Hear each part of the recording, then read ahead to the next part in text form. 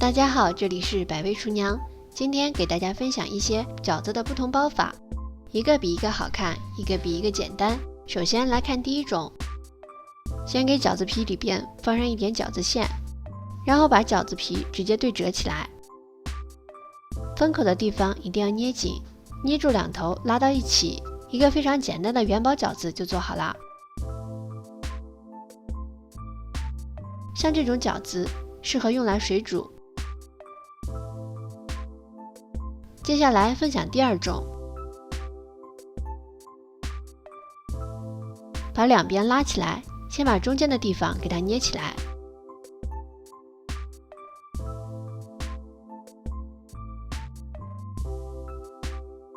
然后再捏出一个褶，捏出一个褶以后，先把它捏起来，然后再捏出一个褶，再把它捏起来，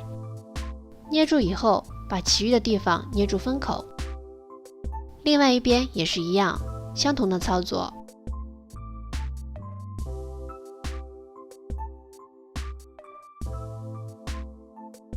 全都捏好以后，把封口的地方全部捏好，一定要捏紧实来，尽量捏得薄一些，煮出来的饺子不会出现硬边的情况。像这种饺子也比较适合水煮。接下来分享第三种方法，把饺子像这样捏出4个边，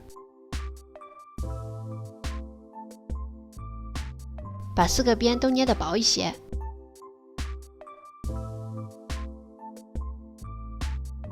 全都捏紧实一些，然后用大拇指和食指轻轻往前一推，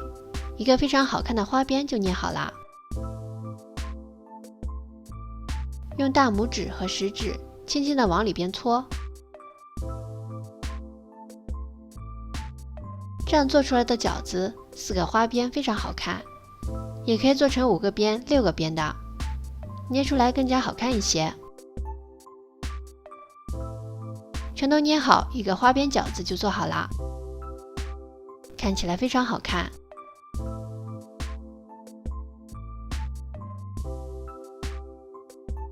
这种方法做出来的水饺，底部非常的光滑平整，像这种饺子就比较适合做煎饺。接下来分享第4种做法，先把饺子对半捏起来，把边一定要捏得薄一些，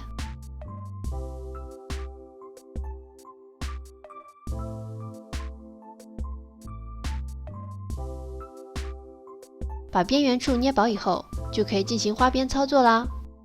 先捏出来一个褶，然后沿着这个褶轻轻地往前推，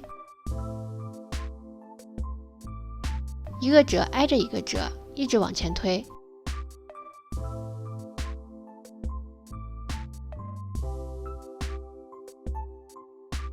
推到最后一个褶的时候，把它藏到底下，一个非常好看的花边饺子就做好了。这种饺子两边都比较平，所以一般都用来做煎饺。接下来分享第5种做法，把馅料放在里边以后，直接用手一捏，大拇指和食指同时发力，使劲一捏，一个饺子就做好了。这种饺子是最简单方便的一种，大部分的时候都比较适合家用，家里边人比较多的时候就会采用这种饺子的包法，简单方便又非常快速。接下来分享第6种做法，先把饺子的两边捏起来，然后一个褶接着一个褶的往前推，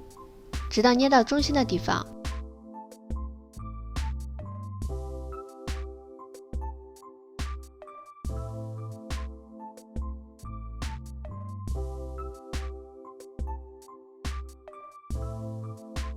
然后再把全部的地方捏一遍，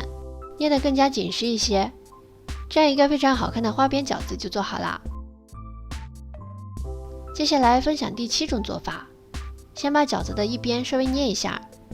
捏出一个褶以后，提着这个褶一直往前捏，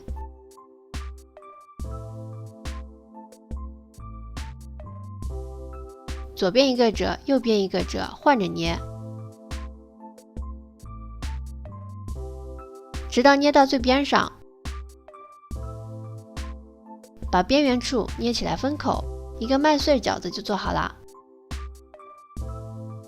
这种饺子底部比较平整，也比较适合做煎饺。好了，这7种饺子做法都非常简单，每一种都有自己的特色。